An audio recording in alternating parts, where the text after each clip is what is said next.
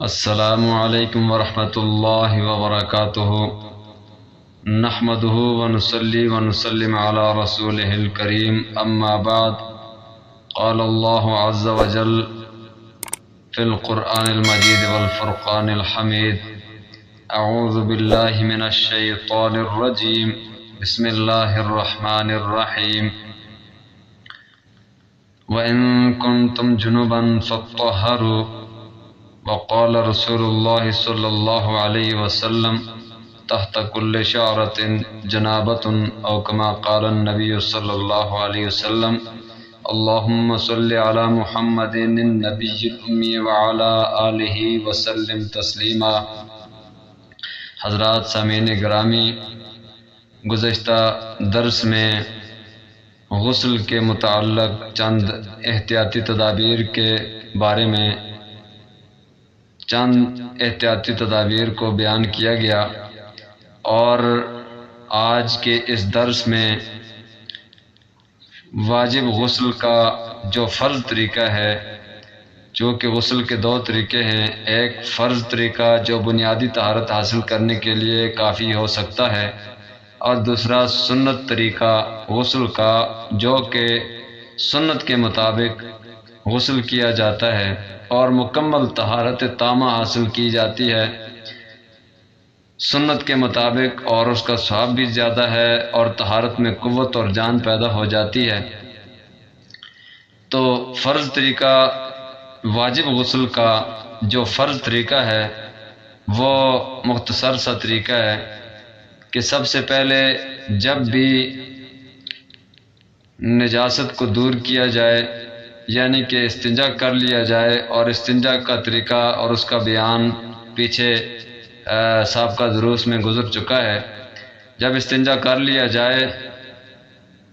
مسائل کے مطابق، احتیاط کے مطابق، تو اس کے بعد جو جسم پر نجاست کہیں لگی ہو ظاہری طور پر، اس نجاست کو دھو ڈالا جائے، اس نجاست کو زائل کیا جائے، صاف کیا جائے اچھے پانی کے ساتھ، اس لیے کہ پانی وہی ہوتا ہے ما یزیل بہ النجاسہ، کہ جس کے ساتھ نجاست کو زائل کیا اور صاف کیا جاتا ہے۔ تو پانی کے ساتھ اچھے طریقے سے جسم پر لگی ظاہری نجاست کو دھو ڈالا جائے، اس کو صاف کر دیا جائے تاکہ وہ بعد میں جسم پر پھیل نہ جائے اور پورا جسم گندا نہ ہو جائے، اور اسی جگہ سے نجاست کو اسی وقت ہی سکپ کر دیا جائے، اس کو ختم کر دیا جائے۔ پھر اس کے بعد جو غسل کے 3 فرائض میں سے پہلا فرض ہاتھ دھونے کے بعد جو پہلا فرض ہے وہ مضمضہ، جسے عربی قرآن سنت اور فقہ کی اصطلاح میں مضمضہ کہا جاتا ہے، منہ میں پانی ڈالنا، ایک بار اچھی طریقے سے اس پانی کو حرکت دینا، منہ کے اندر پھیرنا تاکہ دانتوں کی درمیانی جگہ، جسے خلا، دانتوں کا خلا کہا جاتا ہے،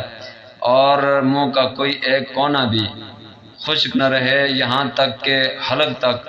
پانی پہنچانا ضروری ہے، یعنی غرارہ کرنا ضروری ہے، روزے کی حالت میں نہ ہو تو اس طریقے سے ایک مرتبہ پورے منہ میں پانی کو پھیرنا، پانی کو اچھے طریقے سے مبالغہ کے ساتھ حرکت دینا اور پھر باہر نکال کر پھینک دینا، ایک مرتبہ یہ فرض ہے۔ اور دوسرا فرض جو تھا طریقے کے مطابق، جو فرض طریقہ غسل کا، اس میں ناک میں پانی ڈالنا، جسے فقہ کی اصطلاح میں، قرآن سنت کی اصطلاح میں استنشاق کہا جاتا ہے، ناک میں اس طریقے سے ایک مرتبہ پانی ڈالنا کہ تاکہ وہ پیچھے ناک کے اوپر جو نرم ہڈی ہے جہاں سے ختم ہوتی ہے، تو وہ اس نرم ہڈی کے پیچھے آخر تک اچھی طرح مبالغے کے ساتھ پانی پہنچ جائے اور ناک کے اندر کوئی بھی تقریباً جگہ خشک نہ رہے۔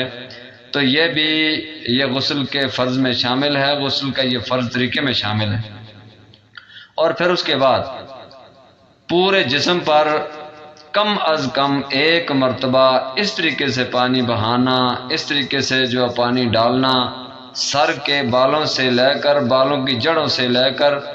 پاؤں کے ناخنوں تک اور ناخنوں کے اندر والی جگہ تک، ناخنوں کے درمیان والی جگہ سمیت، ہاتھوں اور پاؤں کے ناخنوں والی درمیانی جگہ سمیت جو وہ اس طور پر ایک مرتبہ پانی بہا دینا کہ جس سے کوئی جسم کے ایک بال اور بال کے نیچے اس کی جڑ کی کوئی ایک بھی بال کی جگہ جو ہے، بال جتنی بھی جگہ کو خشک نہ رہے، اس طریقے سے جو ہے وہ غسل کرنا، یہ فرض طریقہ غسل کا کہلاتا ہے۔ اور یہاں تک کہ میں نے احتیاطی تدابیر میں یہ بھی بیان کیا تھا کہ کانوں کے سوراخوں میں بالکل اندر تک مبالغہ کرنا اور اچھے طریقے سے پانی پہنچانا اور انگلیاں ڈال کر انگلیوں سے سوراخ میں جو وہ حرکت دینا، تاکہ کوئی ایک جگہ بھی، بعض اوقات پانی ایسا ہوتا ہے کہ اوپر سے گزر جاتا ہے، نیچے جگہ خالی اور خشک رہ جاتی ہے، تو جہاں تک ہاتھ پھیرا جائے، وہاں تک انگلی پھیری جائے، وہاں تک جو وہ جسم مکمل طور پر تر ہو جاتا ہے۔ تو کانوں کے اندر والی جگہ اور کانوں کے جو باہر کی جگہ ہے، اندر اور باہر دونوں جگہوں پر، ان ظاہر جو کان کا ظاہر ہے، جو کان کا اندر والا حصہ ہے، یہ جو کان کے پردے ہیں ظاہری طور باہر، ان میں بھی جو اچھی طرح سے انگلی پھیرے، ہاتھ ڈالے، تاکہ اچھی طرح سے وہ بھی جگہیں تر ہو جائیں، اور ایسی جگہوں کے خشک رہنے کا خطرہ جو وہ قوی ہوتا ہے۔ اور اسی طریقے سے جو بغلوں کے نیچے کی جگہ ہے، یہ اوپر کی جگہ ہے، تو یہاں تک بھی پانی پہنچانا مشکل ہوتا ہے، یہاں تک کہ یہاں پر بھی، ان جگہوں پر بھی ہاتھ سے ملنا ضروری ہے۔ اور پھر اسی طریقے سے جو ناف کی جگہ ہے، وہ بھی اندر کو جو وہ جھکی ہوئی جگہ ہے، اندرونی جگہوں میں شمار ہوتی ہے، تو وہاں پر بھی انگلی سے پانی اچھی طریقے سے ڈالنا ضروری ہے۔ اور خواتین کے لیے یہ مسئلہ جاننا ضروری ہے، اگر کانوں کی جو بالیاں ہیں اور ان کانوں کی بالیاں پہنی ہوئی ہیں اور اس دوران غسل کر رہی ہیں، تو پھر اس صورت میں ان کو بھی حرکت دینا ضروری ہے، تاکہ وہ جو سوراخ ہیں کانوں کے، ان سوراخوں میں بھی پانی اچھی طریقے سے جو وہ اندر پہنچ جائے۔ اور اسی طرح اگر انگوٹھی پہنی ہوئی ہو تو انگوٹھی کی جو نیچے کی جگہ ہے، وہ انگوٹھی چونکہ فکس ہوتی ہے انگلی کے ساتھ اور کوئی گیپ نہیں ہوتا، اس لیے وہاں پر بھی اچھی طریقے سے انگوٹھی کو حرکت دی جائے، تاکہ نیچے پانی اچھی طریقے سے پہنچ جائے۔ اور پھر بالخصوص اچھی طریقے سے یہ بات بھی ضروری ہے سمجھنے کے لیے کہ پورے جسم پر، سر کے بالوں میں، وہاں پر بھی جو ہاتھوں سے مل لیا جائے، اور پھر اسی طریقے سے پورے جسم کو ایک مرتبہ کم از کم مل کر مکمل طور پر تر کیا جائے ہاتھوں کے ساتھ۔ اور ملنے کے بعد، جسے عربی کی اصطلاح میں دلق کہا جاتا ہے، تو دلق کی صورت میں، ہاتھ ملنے کی صورت میں کوئی بھی جگہ خشک رہنے کا امکان نہیں رہتا۔ اور اسی طریقے سے جب پورے جسم پر صابن لگا لیا جائے اور مل لیا جائے تو بھی جسم کی کوئی بھی جگہ خشک رہنے کا جو امکان باقی نہیں رہتا۔ اس طریقے سے جو غسل کیا جائے تو یہ فرض غسل ہے، یا فرض غسل کا جو فرض طریقہ ہے، اس طریقے سے انشاءاللہ بنیادی طہارت حاصل کی جا سکتی ہے۔ بہت ہی احتیاط کے ساتھ، ناخن اگر لمبے ہوں تو ان کو پہلے کاٹ لیا جائے، تاکہ ناخنوں کے درمیان کی جگہ جو ہے وہ کبھی بھی خشک نہ رہے، اور وہاں پر نیچے میل کچیل بھی ہوتی ہے، جراثیم بھی ہوتے ہیں، جس سے بیماریاں پھیلنے کا بھی خطرہ، اور کھانا کھاتا آدمی تو کھانا کھانے کے دوران بھی جراثیم جو پیٹ میں جاتے ہیں، منہ میں جاتے ہیں، خرابی پیدا ہوتی ہے۔ تو اس لیے شریعت نے ایسی صفائی کا بہت ہی زیادہ اچھے طریقے سے اہتمام کرنے کا جو ہے وہ حکم دیا ہے، تاکہ بیماریوں سے بھی بچ جائیں، اور صفائی اور ستھرائی بھی حاصل ہو جائے، طہارت بھی حاصل ہو جائے۔ اور ظاہری طور پر جو وہ ایک فطری طریقہ ہے، اور فطری انسانیت کا جو طریقہ ہے، اس میں بھی انسان مکمل طور پر زندگی گزار سکے اور اپنی زندگی کو لا سکے۔ اللہ تعالیٰ ہم سب کو اچھے طریقے سے جو وہ غسل کرنے، طہارت حاصل کرنے، مسائل کے مطابق سمجھنے، عمل کرنے کی، طہارت حاصل کرنے کی توفیق عطا فرمائے۔ اس ویڈیو کو جتنا سے زیادہ ہو سکے جو زیادہ سے زیادہ شیئر کریں،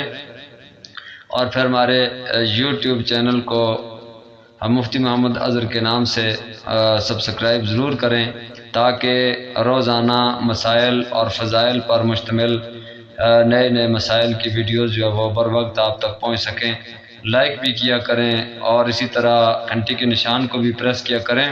اور پھر اسی طرح اگر ہمارے فیس بک پیج پر ہوں تو محمد اظہر کے نام سے یا مفتی محمد اظہر کے نام سے جو ہماری آئی ڈی ہے اس کو بھی ضرور فالو کیا کریں، تاکہ اچھی طریقے سے یہ مسائل سمجھنے کے لیے جو ہر وقت ہم سب کو مل سکیں۔ جزاکم اللہ احسن الجزاء فی الدارین خیرا۔ السلام علیکم ورحمۃ اللہ وبرکاتہ۔